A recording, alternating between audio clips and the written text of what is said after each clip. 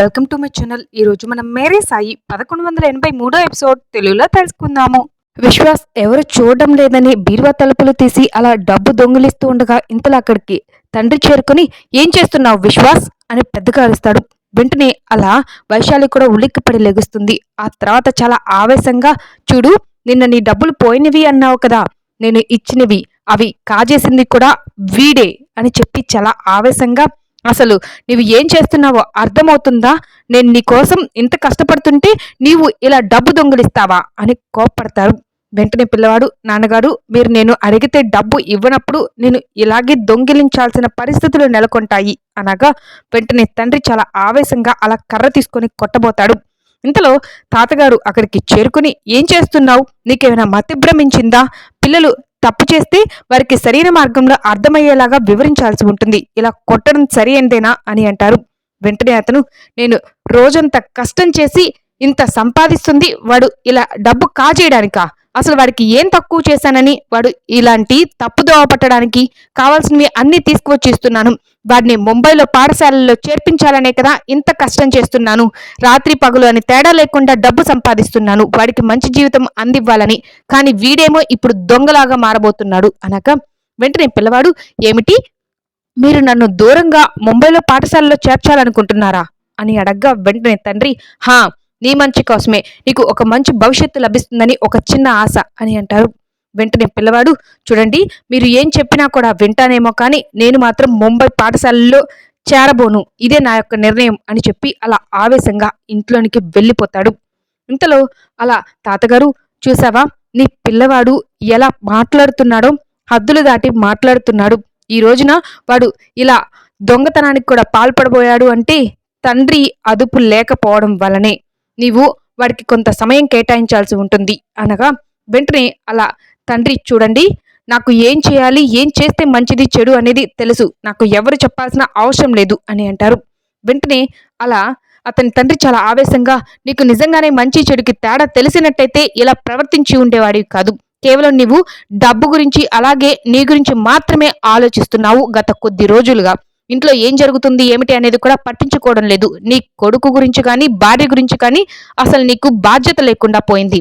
తల్లిదండ్రులం మాకు కూడా నీవు ఏ ఒక్క మాట కూడా చెప్పడం లేదు.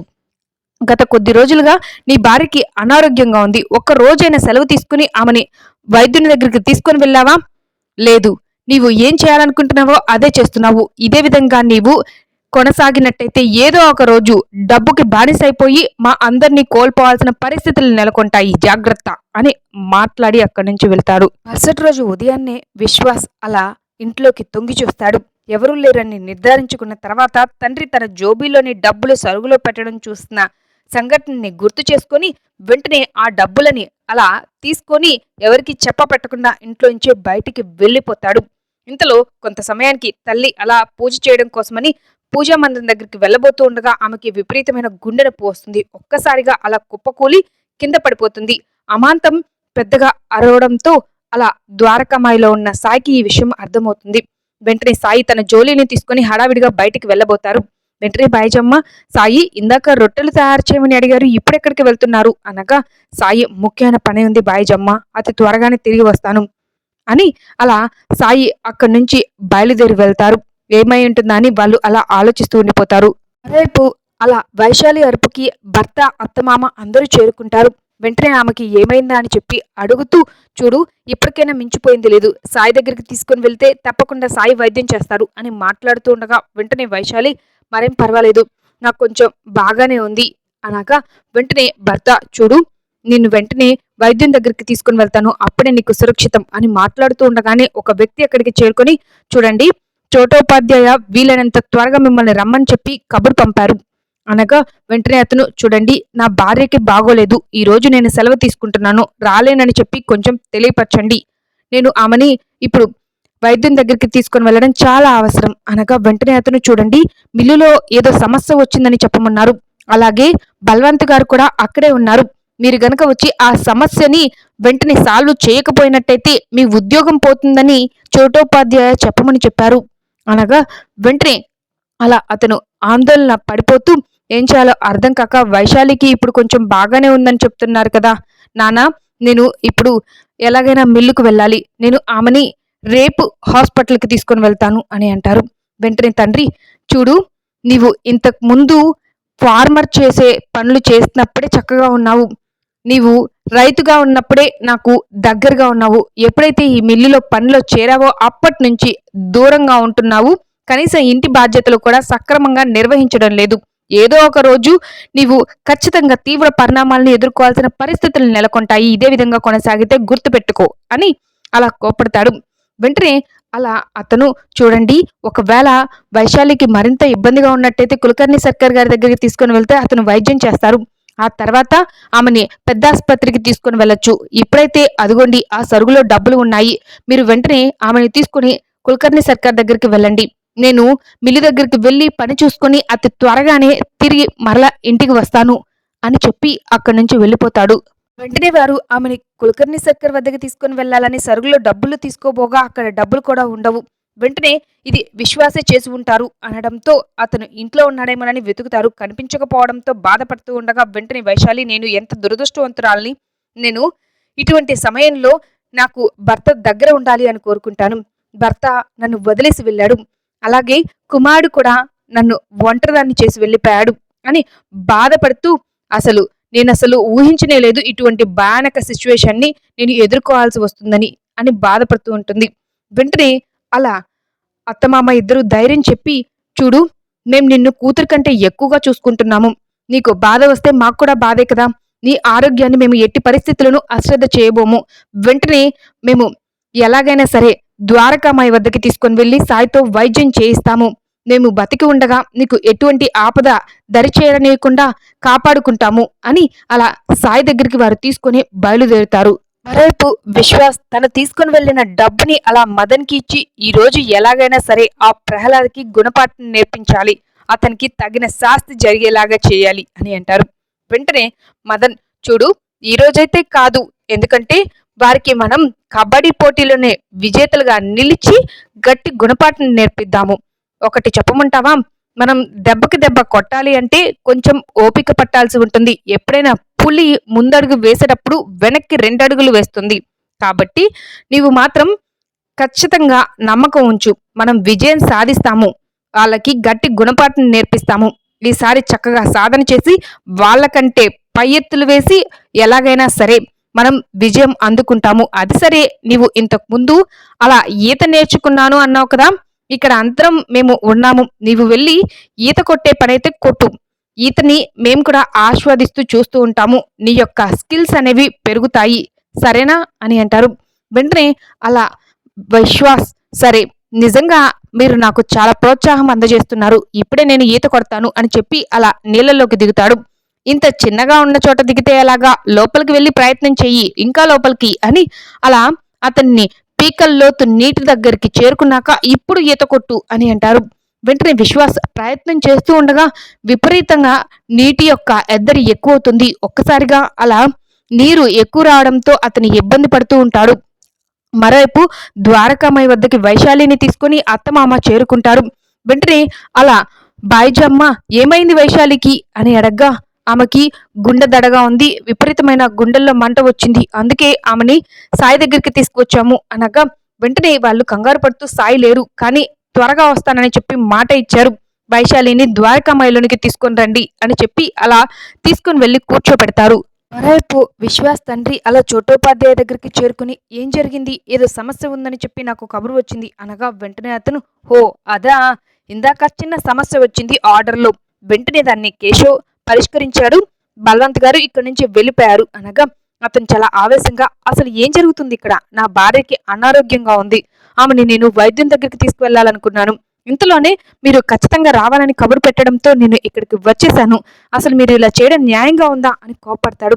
వెంటనే చోటోపాధ్యాయ, చూడు, నీవు మొదట మర్యాదగా మాట్లాడు, ఇలా వ్యవహరిస్తున్నట్టయితే నిన్ను ప్రమోట్ చేస్తాను, అప్పుడు నీకు సహోద్యోగులతో కంటే కింద స్థాయికి వెళ్ళిపోతావు అనగా, వెంటనే అతను, నేను టెన్షన్లో ఏదో మాట్లాడాను, నా భార్యకి ఆరోగ్యం బాగోలేదు, నాకు కొంచెం సమయం కావాలి, సెలవివ్వండి అనగా, వెంటనే చోటోపాధ్యాయ, చూడు, మొదట వర్క్ ఇంపార్టెంట్, మిగతావన్నీ నెక్స్ట్ అనేది గుర్తుపెట్టుకో. నేను బెంగాల్ నుంచి ఇక్కడికి వచ్చి ఉన్నాను నా కుటుంబం కోసం. నిజం చెప్పాలంటే కుటుంబం కోసమే కదా మనంతా ఇది చేస్తుంది. నేను ఒకటి చెప్తాను గుర్తుపెట్టుకో. ఇంట్లో నీ తల్లిదండ్రి ఉన్నారు కదా! నీ భార్యని వాళ్ళు జాగ్రత్తగా చూసుకోగలుగుతారు. నీవు పని మీద దృష్టి పెట్టు. అప్పుడే నీకు ఎక్కువ డబ్బనేది చేతికి వస్తుంది" అని అలా అతనికి నచ్చజెప్పి, "ఇదిగో ఈరోజు నీకు ఈ యొక్క ప్రాజెక్ట్‌లో కమిషన్ రూ. 50 వచ్చింది" అనగా అతను ఆశ్చర్యపోయి, "ఏమిటి రూ. 50 అని అంటారు. వెంటనే చోటోపాధ్యాయ, "హా! రూ. 50 నీ కష్టానికి తగిన ప్రతిఫలం. ఇదే విధంగా నీవు గనక కష్టం చేస్తూ ముందుకు వెళ్ళావే అనుకో, తప్పకుండా నాలుగింతలు సంపాదించగలుగుతావు. ఇంత డబ్బు సంపాదించాలంటే నీకు సంవత్సరాలు పడుతుంది సహజంగా. ఇప్పుడు నీవు కేవలం ఇలా కార్యాలయంకి వచ్చి నీవు పని చేయించగలిగితే చాలు, డబ్బు వచ్చేస్తూనే ఉంటుంది. ఏమిటి ఇంకా ఆలోచిస్తున్నావు? ఇక నిర్ణయం నీదే. ఇంతకంటే మంచి అవకాశం రాదు" అని చెప్పి అలా అతన్ని నెమ్మదిగా ఒప్పిస్తాడు. వెంటనే అతను "హా" అని చెప్పి ఆ డబ్బు తీసుకుంటాడు. మరోవైపు విశ్వాస్ అలా నీటిలో ఈత కొట్టలేక ఇబ్బంది పడిపోతూ, "కాపాడండి మదన్, నన్ను రక్షించు, కాపాడు" అని పెద్ద పెద్దగా అరుస్తాడు.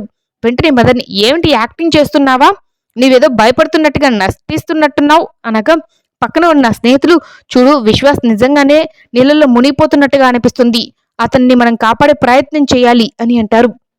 వెంటనే పిల్లలు, "అమ్మో, నాకు భయం వేస్తుంది. మనకి ఈత రాదు కదా! ఇప్పుడు అతన్ని ఎలా కాపాడగలుగుతాము" అని చెప్పి అలా ఒకరినొకరు దూషించుకుంటూ, "నాకు ఈత రాదు, కావాలంటే నీవు వెళ్ళి కాపాడు" అని చెప్పి ఒకరితో ఒకరు మాట్లాడుకుంటూ ఉంటారు. ఇంతలో ఏం చేయాలో వారికి అర్థం కాదు. వెంటనే మరోవైపు నుంచి అలా షిడిగ్రామ పిల్లలు, ప్రహ్లాద్, చేతన్, మిగతా వారంతా వస్తూ ఇక్కడ విశ్వాస్ని చూసి ఇతన్ని ఎలాగైనా కాపాడే ప్రయత్నం చేయాలి అని అలా రాగా, వెంటనే మదన్ వాళ్ళు, "వీళ్ళు గనక మనల్ని చూశారంటే లేనిపోని పెద్ద సమస్య వస్తుంది" అని అక్కడి నుంచి పారిపోతారు. వెంటనే అలా రాగిని మిగతా వాళ్ళు, "చూడండి, ఒక ఇద్దరు ఇక్కడ ఉండి మిగతా వాళ్ళు గ్రామంలోనికి వెళ్ళి ఎవరో ఒకరి పెద్దవారిని తీసుకొని రండి. విశ్వాస్ని మనం కాపాడుకోవాలి" అని చెప్పి అలా అక్కడి నుంచి పరిగెడుతూ వెళ్తారు. వెంటనే అలా వారు నెమ్మదిగా ఆ పిల్లవాడిని కాపాడే ప్రయత్నం చేయాలని చెప్పి ప్రహ్లాద్ అలాగే చోటో ఇద్దరు నెమ్మదిగా, "నీవు వీలైనంత వరకు ఒడ్డుకు వచ్చే ప్రయత్నం చెయ్యి" అని అతన్ని నెమ్మదిగా మునిగిపోనీయకుండా జాగ్రత్తగా చూసుకుంటూ ఉంటారు.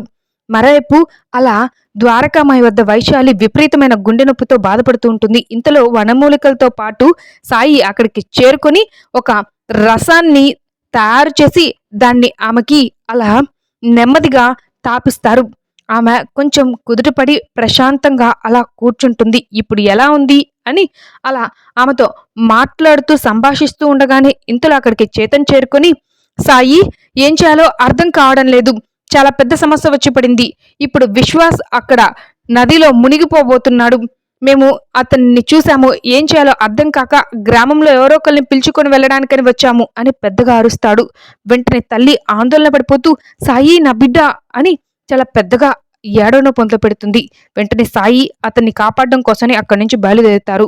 మరోవైపు విశ్వాస్ తండ్రి చక్కగా పని చేయండి అని అలా వాళ్ళ అందరితో ఉద్యోగులతో మాట్లాడుతూ పని చేయిస్తూ ఉండగా రాగిని వాళ్ళు అక్కడికి చేరుకుని, "విశ్వాస్ ఆ నీటిలో మునిగిపోతూ ఉన్నాడు. ఎవరో ఒకరు అతన్ని కాపాడాలి" అనగా ఇంతలో అతనికి ఒకసారిగా తండ్రి మాటలు గుర్తు వస్తాయి. "నీవు ఇదే విధంగా కుటుంబ బాధ్యతలు పట్టించుకోకపోయినట్టయితే నీ భార్య బిడ్డని ఇద్దరిని కోల్పోవాల్సిన పరిస్థితులు నెలకొంటాయి" అని అలా హెచ్చరించగా వెంటనే అక్కడి నుంచి అతను పరిగెడతారు. ఆ తర్వాత అలా చందు, భీమా కూడా అక్కడి నుంచి పరిగెడతారు.